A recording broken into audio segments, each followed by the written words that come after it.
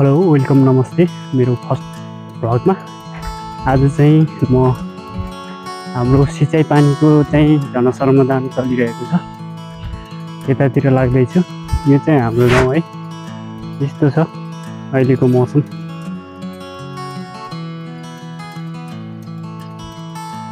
यो चाहिँ हाम्रो गाउँ।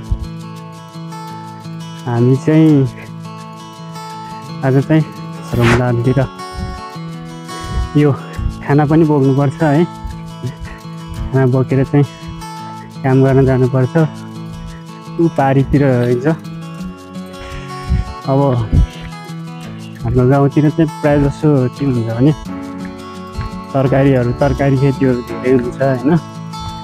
कपुरकोट तरकारी भनेपछि अहिले लगभग नेपालगञ्ज, बाँके, बर्दियातिर त्यसै गरी बेमौसम तरकारीहरू चाहिँ यहाँतिर हुन्छ। बुटोलतिर, भैरवातिर पनि यहाँबाट तरकारीहरू जान्छ। दाङको पुरै एरिया भइहाल्यो। अनि सुर्खेततिर पनि यहाँबाट जाने गर्दछ। हाम्रो कपुरकोटको तरकारी चाहिँ पहिलेदेखि नै जान्छ है।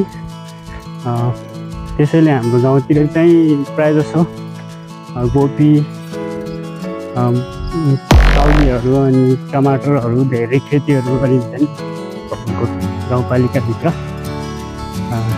त्यसैले त्यो तरकारी खेतीहरू गर्नलाई फेरि होइन पानी चाहियो, सिँचाइ पानीहरू कमै हुनुपर्छ। त्यही भएर हाम्रो चाहिँ एउटा सिँचाइ पानीको लागि योजना भइरहेछ, योजनाको कामहरू भइरहेछ। म चाहिँ त्यही काममा हिँडेको छु। अब उहाँ गइसक्यो भने मैले हाम्रो श्रमदान गरिरहेको भिडियो पनि गराउने छु है। म अहिले जाँदैछु बाटोमा, उहाँ पुगिसक्यो भने उहाँ गएर पनि भिडियो पनि देखाउने छु। अहिले चाहिँ हाम्रो ट्याङ्कीको लागि रिजर्भ ट्याङ्कीको लागि चाहिँ जग खन्ने काम भइरहेको छ। हामीले जग खनिसक्यो भने फेरि ट्याङ्कीको सुरुवात गर्नेछौँ। यो चाहिँ सिँचाइ पानी निर्माण स्थल हो। यहाँ चाहिँ काम एकदम चलिरहेको छ।